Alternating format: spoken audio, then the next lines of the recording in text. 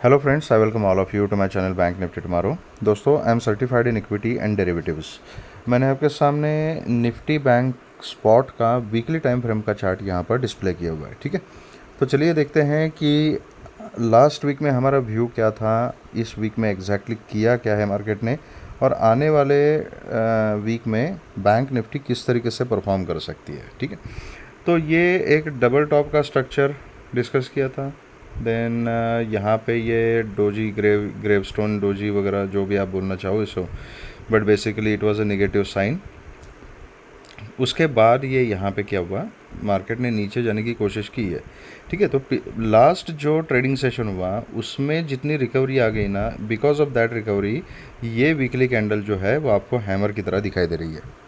ठीक है, तो इसका मतलब क्या है, द मोमेंट मार्केट यहाँ इस लेवल तक पहुँच गई 46,550 का जो जोन था, यहाँ से बायर्स एक्टिवेट हो गए हैं। अब इम्पॉर्टेंट समझने की बात यहाँ पर यह है कि इसी लेवल से बायर्स एक्टिवेट क्यों हुए।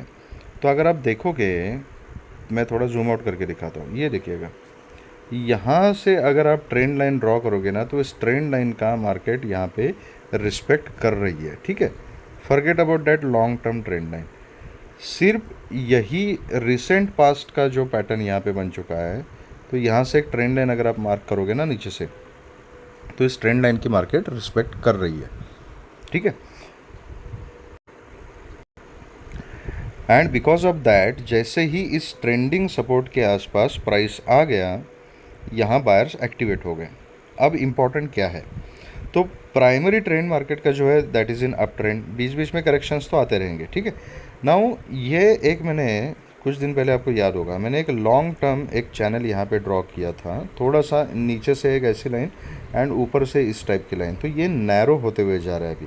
ठीक है, ये जितना आगे जाएगा उतना नैरो होते जा रहा है, तो कहीं ना कहीं इस चैनल को ना मार्केट को ब्रेकआउट देना पड़ेगा। ठीक है, तो ओवरऑल प्राइस एक्शन एंड जो चार्ट की स्ट्रेंथ है वो देख के ऐसे लग रहा है कि मार्केट यहाँ पर अभी ऊपर की जर्नी कंटिन्यू करने की प्रोबेबिलिटी है।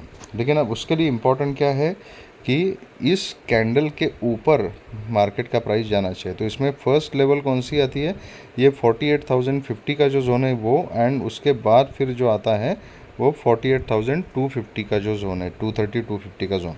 इसके ऊपर अगर मार्केट सस्टेन हो जाती है तो फिर ऑल टाइम हाई के आसपास फिर से जा सकती है, एंड फिर एक नया ऑल टाइम हाई बनाने के लिए मार्केट प्रोग्रेस कर सकती है। वेयर एज अगर ये नीचे ही अभी का जो क्लोजिंग है 47,500 का लेवल अगर इसने ब्रेक किया, तो नीचे फिर से ये इस लो को टच करने के लिए आ सकता है, दैट इज़ 46,500, एंड उसके नीचे फिर अगर सस्टेन हो गई तो फिर आने वाले टाइम में 44,500 तक के टारगेट्स भी हमें देखने को मिल सकते हैं, एंड फिर फर्दर फॉल मार्केट में आ सकता है अगर मार्केट ने नीचे लेवल पे सस्टेन करना शुरू कर दिया तो। But as of now chart ऐसे दिख रहा है कि एक करेक्शन लेना था, ले लिया, एंड करेक्शन के बाद अभी फिर से ये जो डायरेक्शन है अपना प्रीवियस ट्रेंड, ओरिजिनल डायरेक्शन, उसको मार्केट रिज्यूम करने की प्रोबेबिलिटी ज़्यादा दिखाई दे रही है, प्रोवाइडेड इस कैंडल के ऊपर मार्केट ट्रेड करना शुरू करे। डेली चार्ट के ऊपर देखते हैं, you can see daily chart के ऊपर बढ़िया से स्टिल ये हायर हाई हायर लो का पैटर्न ही मार्केट यहाँ पे बना रही है। यहाँ से देखिएगा, ठीक है, यहाँ से मार्केट ने हायर लोज बनाना शुरू कर दिया, एंड जितने भी हाइज़ है ये पूरे हायर हाइज़ मार्केट बना चुकी हैं, एंड ये higher lows, then that is why ये एक यहाँ पर एक लोकल चैनल यहाँ पे फॉर्म हो रहा है, इस चैनल में मार्केट काम कर रही है। तो अभी इंपॉर्टेंट क्या है, फर्स्ट ऑफ ऑल ये जो लेवल है 46,680 का, 680, एंड उसके बाद 830 का जोन, ये जोन मार्केट को निकालना पड़ेगा। जैसे 830 के ऊपर मार्केट सस्टेन हो जाएगी तो फिर ये 48,000 का एक इम्पॉर्टेंट रेजिस्टेंस यहाँ पे आ जाएगा, 950 48,000 का। उसके ऊपर मार्केट अगर सस्टेन हो जाती है तो फिर ऑल टाइम हाई तक जाने की प्रोबेबिलिटी यहाँ पे दिख रही है। अगर ये लास्ट डेली कैंडल अगर हम देखेंगे तो इसमें अच्छा खासा बायर्स का डोमिनेंस यहाँ पे दिख रहा है, लेकिन अगर ये बाइंग प्रेशर कंटिन्यू करना है एंड बायर्स को अगर मार्केट को अपने होल्ड में रखना है, तो फिर ये जो दो लेवल्स मैंने बताए आपको, एक तो लेवल है 47,680 700 का जोन, एंड उसके बाद 830 का जोन, इसको मार्केट को निकालना पड़ेगा, इसका ब्रेकआउट देना पड़ेगा एंड अल्टीमेट ब्रेकआउट का जो लेवल होगा दैट विल बी 48,000 से लेके 48,050 का जो जोन है sorry, that will be the main breakout level. ठीक है, तो लेट्स सी मार्केट क्या करती है। अभी सेटअप किस तरीके से हमने बनाना है that will discuss on 5 minutes time frame का चार्ट। अब ये जो मार्केट में रिकवरी आ गई थी, मैंने अपने ग्रुप में अपडेट किया था कि मार्केट रिकवर होने की, रिबाउंस करने की प्रोबेबिलिटी ज़्यादा है, तो थोड़ा सा संभल के काम कीजिएगा। तो जिन लोगों ने कॉल साइड का ट्रेड लिया था उन्होंने अच्छा खासा प्रॉफिट कमाया था, कमेंट सेक्शन में बताना। ठीक है, अभी मार्केट ये देखिएगा, यहाँ पर एक इम्पॉर्टेंट रेजिस्टेंस के ऊपर खड़ी है। ये रेजिस्टेंस जो है दैट इज़, मैं 15 मिनट्स टाइम का चार्ट लगाता हूँ, थोड़े फीचर्स क्लियरली दिखाई देंगे। हाँ यस, ये देखिएगा।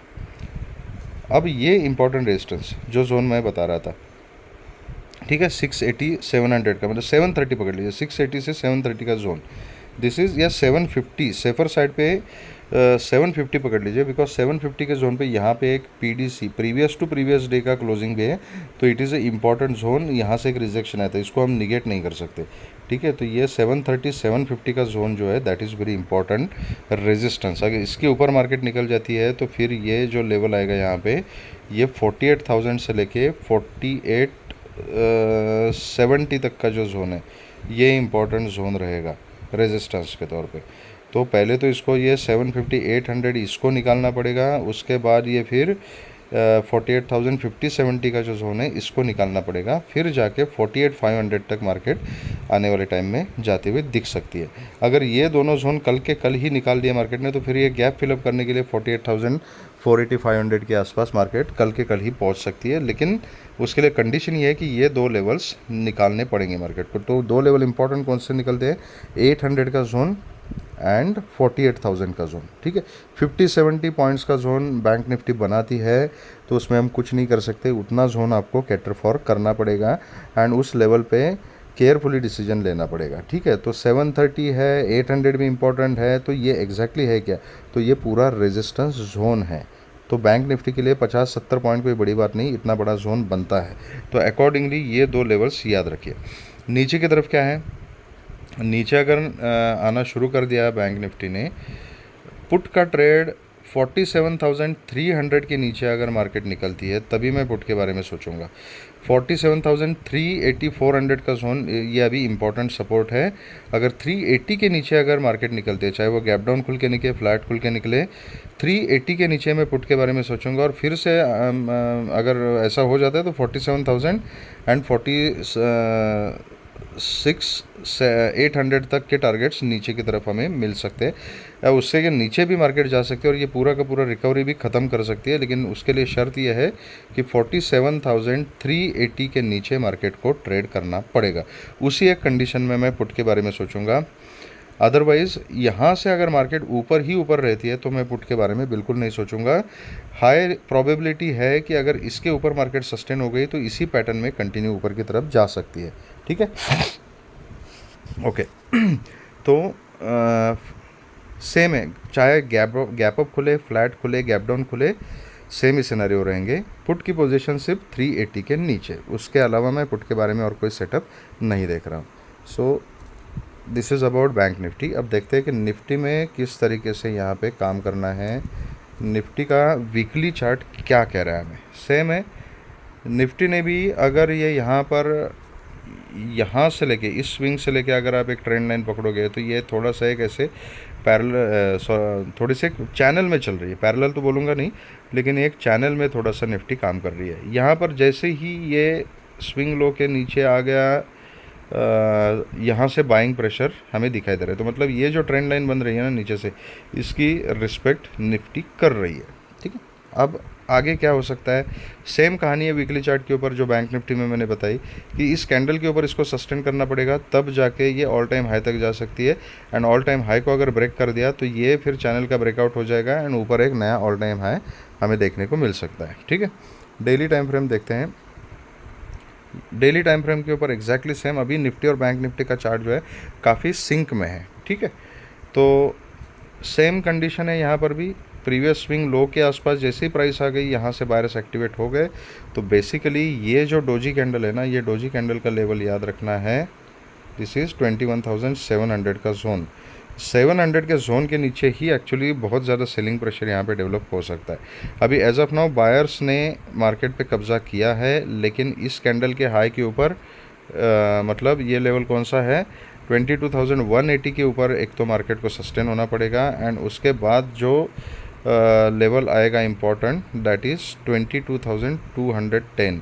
मतलब 180 टू 210 का जो लेवल है ये बहुत ज़्यादा इम्पॉर्टेंट है। तो 220 के ऊपर अगर मार्केट सस्टेन हो जाती है तो फिर ये 330 के लेवल तक मार्केट जा सकती है, and 330 is going to be a very important level in Nifty. अगर 330 के ऊपर मार्केट सस्टेन हो जाती है तो फिर आने वाले टाइम में फिर से हमें 500 एंड ऑल टाइम हाई तक मार्केट जाती हुई दिख सकती है। ठीक है, अब इसका सेटअप कैसे बनाना है मंडे के लिए वो हम डिस्कस करते हैं।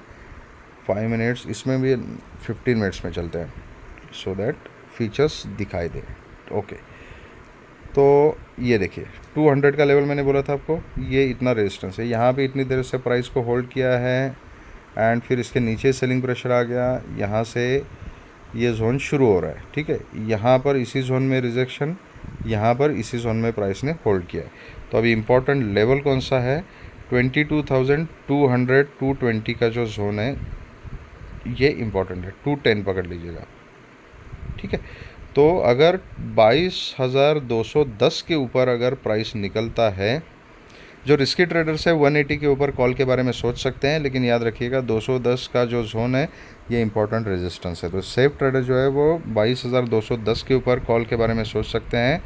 उनको फर्स्ट टारगेट मिलेगा 270 280 का जो जोन है, मतलब 270 से लेके ये 330 का जो जोन है ना, it is a resistance zone. तो यहाँ तक के टारगेट्स मिलेंगे। ऊपर की जर्नी फिर से 400 तक की तभी शुरू हो सकती है अगर 22,330 को अगर निफ्टी ब्रेक कर देती है तो। ठीक है, तो सेटअप सिंपल है।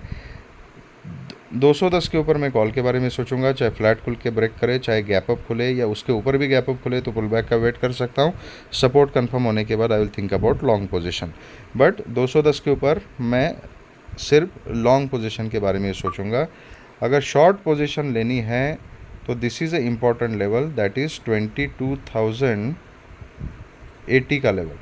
22,080 के नीचे अगर निफ्टी सस्टेन हो जाती है तो फिर 22,000 का फर्स्ट लेवल आएगा, एंड 22,000 के नीचे अगर फिर से सस्टेन हो जाएगी 21,970, एंड 970 के नीचे फिर ये पूरी रैली निफ्टी ख़त्म कर सकती है।